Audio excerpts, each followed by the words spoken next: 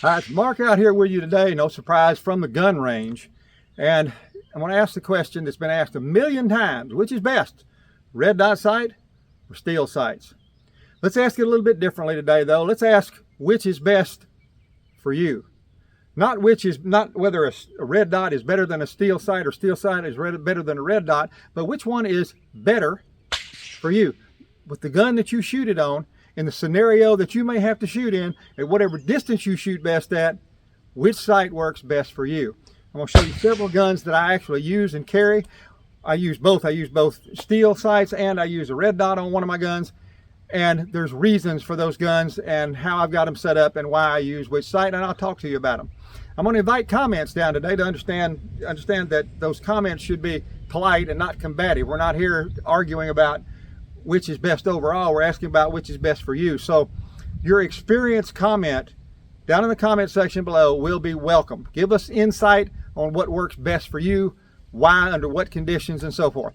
So let's get on with this. I'm going to grab some guns, and just so you know, I'm going to have like 3 guns on me today. I've got this red dot on this match pistol here, and I'm going to have 2 guns in concealment holsters here.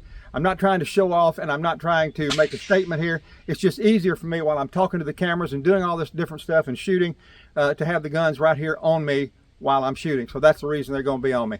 Let's go do some shooting, and let's talk about what's better, red dot or steel sight, which is best for you.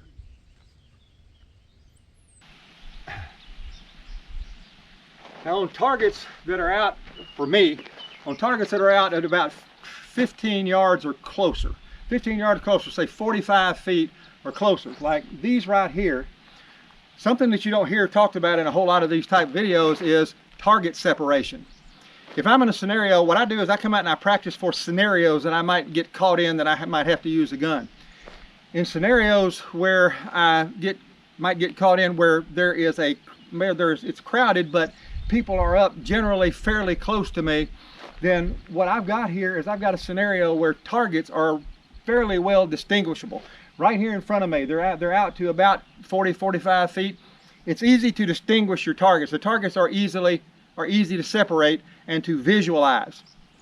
On the other hand, at about 25 yards, what you see is something that if you were simulating a crowded situation, your target separation may look something a good deal more like that, rather than like these that are easy to distinguish here. In a crowded scenario, your targets may not be distinguishable as they are right here. You may need a good deal more precision. And that's one of the reasons that I use different guns for different scenarios. Nobody can say whether they're going to be able to absolutely be caught in any certain scenario or not, but we can all pretty well evaluate where we're going, what we're doing, and what we're going to need for self-defense when we get there. Any gun that I have with me, I can actually make work, but these guns are all better served individually if I figure out where I'm going, what the crowd's going to be like, what the scenario is going to be like, and what I might have to do should anything break out. I'll be choosing steel sights over red dot or red dot over steel sights based on that specific factor mainly. Well, these targets are set out at about 30 feet. Target separation is good. Even with my eyesight, which is somewhat diminished from years of using it, I can see my sights all right. I mean, I can see, there's a little bit of a blurring in my steel sights, but I don't have to fool with a red dot at this distance. I can see my sights well enough. I can see them with both eyes open. I can see them with one eye closed. I can see them just about however I need to for this type target in this type scenario where the target separation is very visible and you can tell what the targets are. So I'm going to start out with a Glock.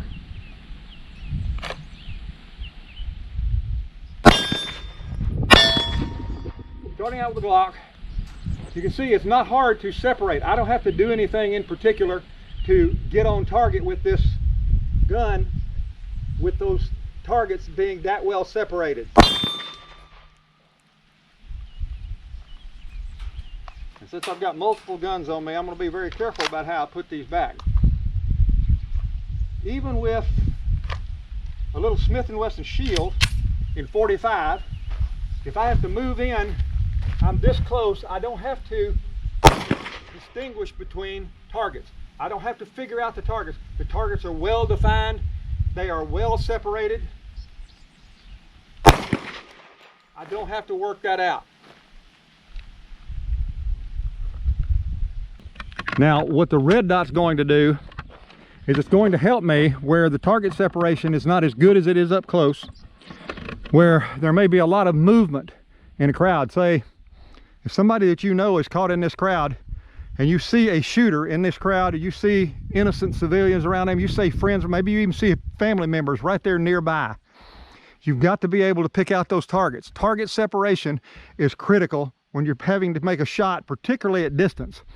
The red dot helps me precisely pinpoint targets at distance. That little bitty dot, one focal point, is all I'm looking for to put it on that target. I can concentrate on the target. I can still see the dot while I'm concentrating on the target, shooting with one focal point only. This is what makes it critical.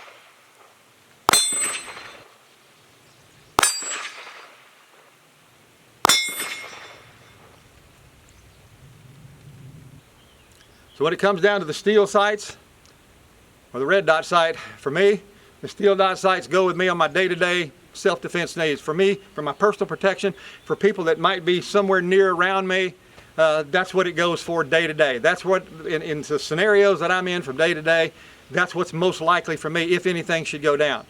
If I'm in church or in other big crowded environments where there's distance and people everywhere, if an active shooter came in and I absolutely had to pick a target and absolutely had to make a shot to keep people from being killed or maimed, I would need to be very precise, and that's what that red dot sight helps me do. That little tiny red dot, that focal point, helps you precisely pick out a small target, even at distance.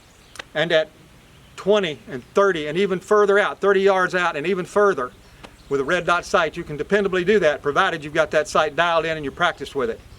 So, tell us below, down here, what's best for you? What's best for you? Is it steel sights? Is it red dot sight? Is it both? What works best for you? Tell us in the comments below. Let's hear about your experience with red dots, your experience with steel sights, what you like best, what you hate about them, and what works best for you. Thanks very much. I'm Mark Rogers, and I'll see you in the next Christian Gun Owner video.